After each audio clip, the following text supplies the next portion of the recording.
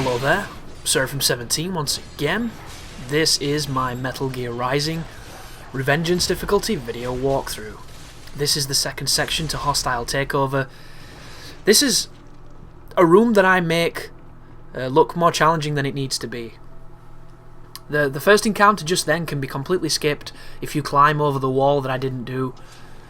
And these sequences now, there's going to be a bunch of mastiffs and a couple of the armoured cyborgs.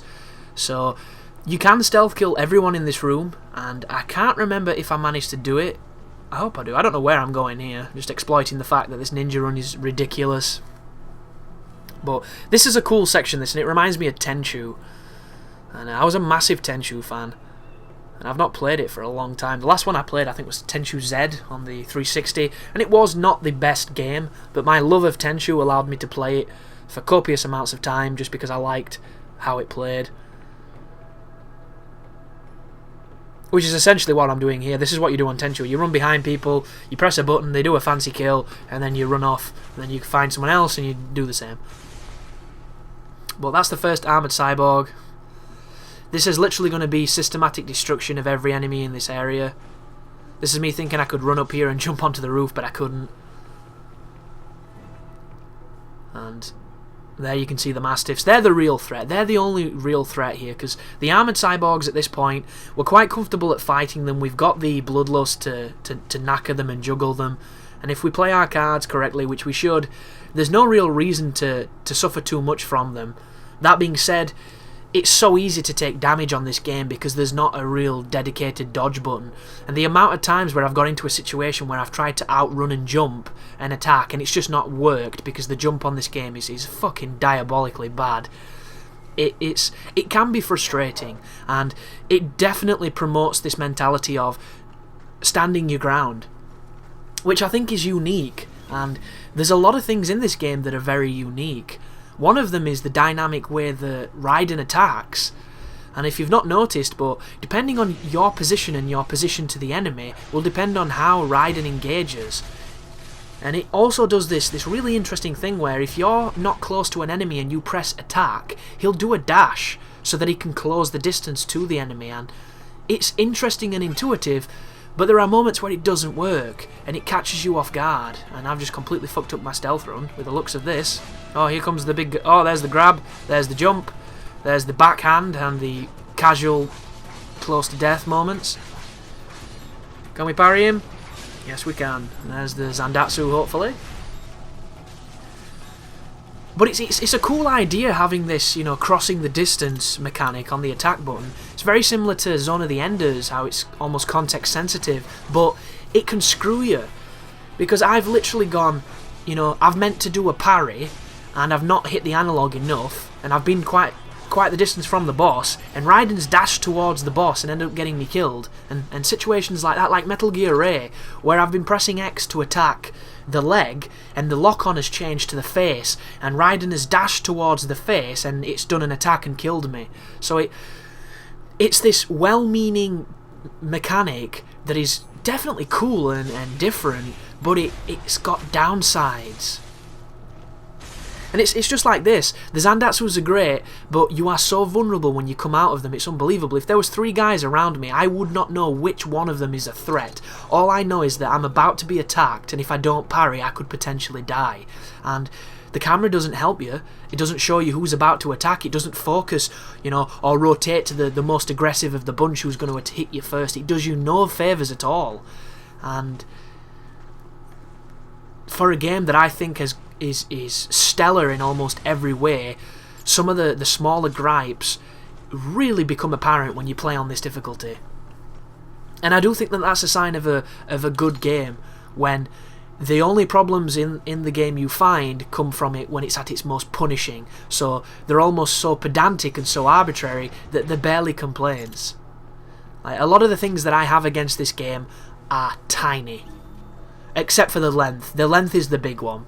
And just because it's short doesn't mean I'm not going to replay it. One of my favourite PlayStation 2 games was a game called Gungrave, because it was designed by, is it Yasuhiro Naitao, the man who created Trigun, which is one of my favourite mangas.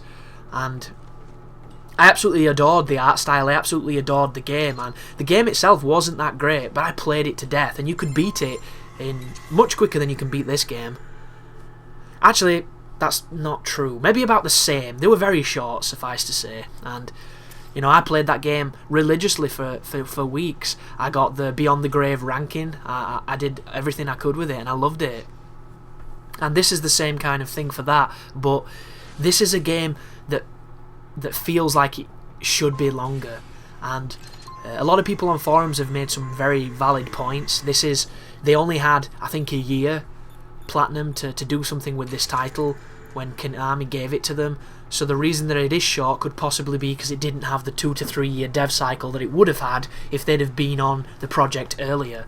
So it can be difficult to hold it against the title as a whole. And I mean, you can do stuff like this. This completely changes how you play these kind of games. And it's awesome that they've put that in there.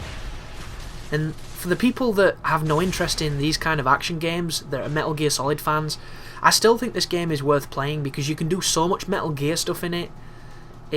It's brilliant, but at the same time there's a disconnect. And I've got a video that I might upload. It's only a short one. I like doing short silly videos in between the guides, where I sneak through an entire hangar filled with enemies, and then one guy spots me and one-shots me. And it's one of those moments where, in a Metal Gear, he probably wouldn't have spotted you, but in a pure Platinum game, he would have one-shotted you, and it's this beautiful, juxtaposition, of both these design ethics coming together in this one game. And it's, you know, it's the Konami stealth system of me sneaking through this area really, really coolly, and then it's pure Platinum literally just stabbing me in the face because this ain't a stealth game, boy. And it's really fun. But this is the guy who I've pretty much just smashed with the Bloodlust now because I just cannot get anything else to work. It's one of those fights where he's so armoured, you nail the parries and they don't seem to work.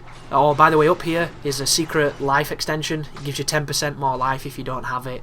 I will be making a video that shows you all the life upgrades on all the levels because they're easy to find, they're very quick to find, and it'll be nice and short, so it's not like I'm doing a million things. Because a lot of people want me to start doing collectibles and stuff, but it's something I've never really enjoyed, and from a YouTube perspective, it makes a lot of sense, because people who make collectibles videos and, you know, Intel videos and all that kind of shit, it's very little effort for the reward you get, because a lot of people are looking for it and they get 100 times the amount of attention that guides do. But they live and die by being first. And when I don't get games early, because I'm unlucky like that. I don't have any contacts in the industry because I'm unlucky like that. And I don't have a pirated Xbox because I'm unlucky like that. So it makes it difficult to get ahead of the game. This platform here, 2 geckos, this is very luck based. You need them to do the running attack. Sometimes the geckos will do everything but the running attack. Other times you'll have a really kind run like this one where the first one dies and I think the second one almost immediately goes to try and run at me. Oh no, he's doing a couple of swings. But there you go, straight away starts kicking his heels, runs at you. I wish there was a way to make them do it. And if you ever played God of War, there was something, I think it's called fake grabbing Gorgons, but on God of War 2, if you grabbed the Medusas, you would actively make them try and turn you to stone, and you could use this to counter it and turn everybody else to stone, and I wish you could do that with the geckos. Because the only thing that sucks about fighting that enemy is the time you waste running around like an idiot getting them to chase you. Because sometimes they'll just try and tap dance on your face like some kind of perverted flatley. So this is interesting. We've got 2 of the machete guys. They're rocking shields. The parry gets rid of the shield. The blade mode gets rid of them. You can use the pincer to make quick work of the shields, as I've already showed. But I love parrying. And when I watch this back and I see the Zandatsu stuff, it is the same animation of him ripping the thing out, but it's so satisfying it just doesn't get boring. And it doesn't make any sense. It looks so good, it feels so good, it's rewarding, it's responsive, it sounds good, everything about it is is an endorphin rush on your brain. It's giving you the good stuff. And if it didn't, it wouldn't work. It'd turn into Zone of the Enders 1, where she's always saying you've obtained Metatron, which is one of the most annoying things in a game ever. But hopefully if we do get more content, or a future Metal Gear Rising, it'll be one that, you know, has a couple more animations for the Zandatsus and stuff like that, because there is 2 animations. There's the ridiculous flip around grab, and there's the stand there punch the torso grab. This is double Fenrir's, as you can see. I don't even want to mess with these things because Ripper mode is just built for them, and they go down really fast. But I am looking forward to fighting them a little bit more honourable. As you can see, the rank there is terrible because I didn't do any of the things it wanted me to do. So this bit here, when the wanker hands, which I've reversed my term for them, when they start grabbing onto the side of the lift that slows it down, during the animation, or the cutscene, sorry, of them doing it, you can attack them.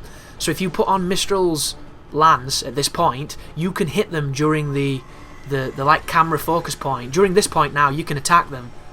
Oh no, maybe not this point. This point here, there you go. As he's talking, you can still hit them. And it does look a little bit like it's a cutscene or a vignette. As soon as you get level with the other platform, you can run across to it. I took a hit then because of that dickhead. But dealt with him, got rid of him, and I think... Is that an S rank? Yeah, that's an S rank. It's because of time. And just look at that. I think if you're fast enough, you can probably get those S ranks very easily. Because 5,000 points on time, and the average score for an S rank seems to be around over 5,000 points. So it just goes to show. Maybe that's just on that particular chapter though, I'm not too sure. I haven't played around yet, but I am going to. Guaranteed. Thank you for watching, and you take care now.